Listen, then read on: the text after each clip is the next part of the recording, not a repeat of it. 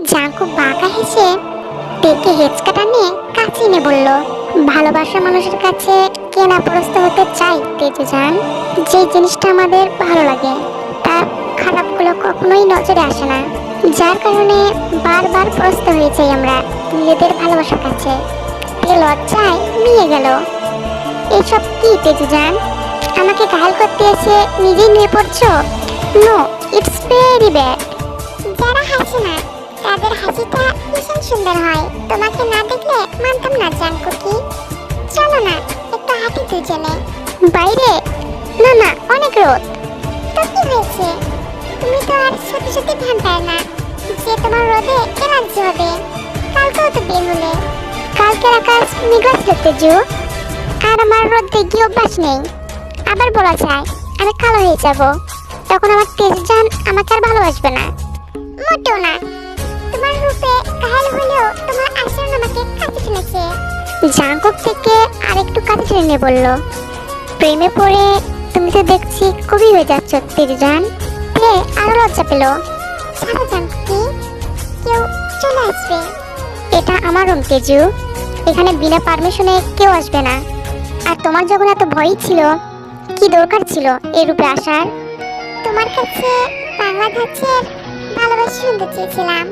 কথাটা শুনে জাঙ্কুক ছেড়ে দিল তেকে। কি হলো জাঙ্কুকি, বলবে না? জাঙ্কুক একটু চুপ থাকলো। রাগ করছে জাঙ্কুকি? আমি কি খুব বেশি অন্যায় আবদার করে ফেলেছি? ভালোবাসার মানুষের কাছে ভালোবাসি শোনাটা কি অন্যায়? বিয়ের আগে সবই অন্যায়। মানে? তোমার আমার এতটা কাছে এই রূপে আসা উচিত হয়নি।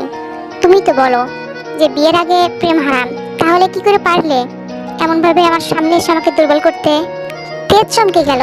মুহূর্তেই মনে এসে ধরা দিল অস্থিরতা, যেন বাস্তবতায় মুখ থুবড়ে পড়েছে সে। এতক্ষণ কল্পনার জগতে ভেসে বেড়াচ্ছিল কিনা ওর নেশা চলে গিয়েছিল। জাঙ্কুকের কাছে ভালোবাসা শোনার নেশা। কেন জানি ওর মন বলছে এই জন্মে জাঙ্কুকের মুখে বাংলা ধাঁচের ভালোবাসা শব্দ শুনতে পারবে না সে। তার বোঝা উচিত ছিল এইগুলো সব মনের ভুল। জাঙ্কুক অমন ছেলেই না, অমন ছেলে হলে এত দূর এগোতো না। আমাকে ক্ষমা করে দাও জাঙ্কুকি, আমার সত্যি ভুল হয়ে গেছে। জাঙ্কুক হাসলো। মানুষ নিজের ভুল বুঝলে তাকে ক্ষমা করে দিতে হয়, নইলে সেটা আরো বড় অন্যায় হয়ে যায়। যাও চেঞ্জ করে নাও। তে মাথা নাড়িয়ে সম্মতি দিয়ে বেরিয়ে গেল রুম থেকে। জাঙ্কুক একটা স্বস্তির নিঃশ্বাস ছাড়লো। যা শুরু করেছিল এই মেয়েটা, সত্যি সত্যি না জাঙ্কুকের মনে প্রেম জন্মে যায়। এমনিতেও জঘন্য লাগে তার মানুষকে, বিশেষ করে মেয়ে মানুষকে, তার ওপর এত কাছে। সন্ধ্যাতে বাইরে এসে ফোনে বিয়ের লেহেঙ্গা দেখছে। ঘরে আজকে একটু বেশি মেয়েদের সমস্যা দেখা দিচ্ছে কেন জানি। আবার মেয়েদেরও সিলেক্ট করতে হবে, এটাই দেখছে সে। জিমিনকে খুঁজেছে, পায়নি। তে ওইগুলো দেখছিলই, হঠাৎ জিমিন ওর কাছে দৌড়ে আসে হাঁপাতে হাঁপাতে। জিমিন, কি হয়েছে তোর? তেজু, তেজু ওখানে জাঙ্কুক। জাঙ্কুক? কি হয়েছে জাঙ্কুকের জিমিন? আর তুই এত আবাচ্ছিস কেন? কি হয়েছে বল? তেজু, জাঙ্কুক ওইখানে দেখলাম আমি। কি দেখলি? কি হয়েছে জাঙ্কুকের? কি হয়েছে বলবি তো? তোর জাঙ্কুকি মানে জাঙ্কুক সত্যি একটা ভ্যাম্পায়ার। তে কিছুক্ষণ তাকিয়ে রইল জিমিনের দিকে, ওকে ছেড়ে দিয়ে হাসতে থাকলো। জিমিন প্লিজ ফান করিস না, এভাবে কেউ মজা করে? আর একটু হলেই হার্ট অ্যাটাক করছিলাম আমি। এমন করিস না প্লিজ। সত্যি বলছি, বিশ্বাস কর, আমি নিচে দেখেছি ওই দিকে কিছু নেকড়ে আসছিল। এমন সময় জাঙ্কুক পাদুরে পাখনা মেলে ভ্যাম্পায়ার হয়ে ওদের মেরে ফেললো। আমি দেখেছি, এমনকি ওকে উড়ে যেতে দেখেছি। হ্যাঁ তে, বিশ্বাস কর।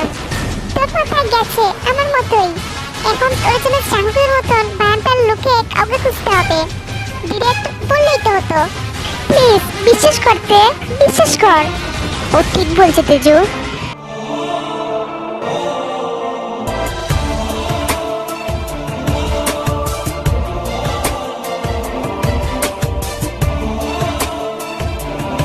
জাঙ্কুকি তুমি? হ্যাঁ, ও ঠিক বলছে। জাঙ্কুকি প্লিজ, তোমরা দুজনে মিলে আমাকে বোকা বানানোর চেষ্টা করছো। আমি জানি তোমরা ফান করছো।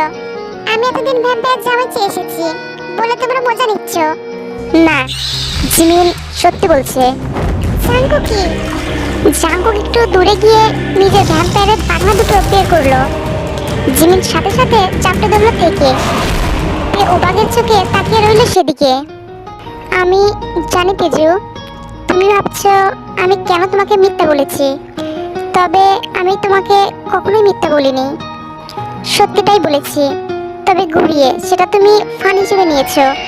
কিন্তু বিশ্বাস করো, আমি জেনেছি কিছুদিন আগের পূর্ণিমায়, 5 মাস আগে দাদুর কাছ থেকে জেনেছি ওরা আমাকে কুড়িয়ে পেয়েছিল। ওরাও জানতো না আমার এই রূপ। 5 মাস আগে কিছু নেতা আমাকে আক্রমণ করে। সেই সময় আমার আসল রূপ পূর্ণিমায় বেরিয়ে পড়ে, তখনই জানতে পারি আমি। তবে বিশ্বাস করো, আমি শুধুই নেকড়েদের মারি, কখনোই মানুষের ক্ষতি করিনি।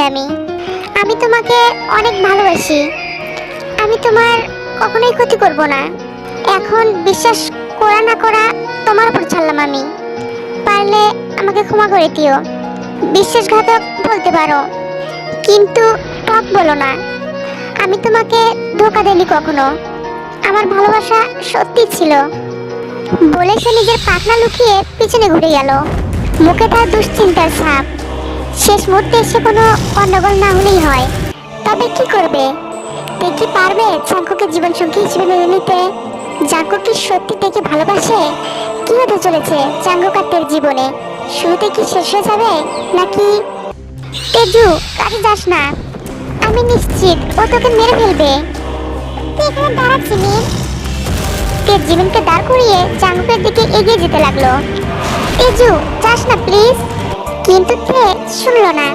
সে জাঙ্কুকের পিছনে এসে দাঁড়ালো, ওর কাঁধে হাত থেকে ওকে ঘুরিয়ে নিজের দিকে মুখ করালো। জাঙ্কুকের চোখগুলো ছলছল করছে। তখন তে জাঙ্কুককে,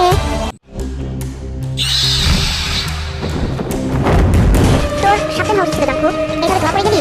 সমস্ত মানুষই জানে আমাদের দুর্বলতা, তাই ওর আমাদের আসল করতে বেশি খাটনি হতো না। জানি না তে, কেন জানি ভীষণ ভয় লাগছে। শোন, তুই কিন্তু বেরোবি না, আমি আসছি। হঠাৎ বগলের চিৎকার শুনে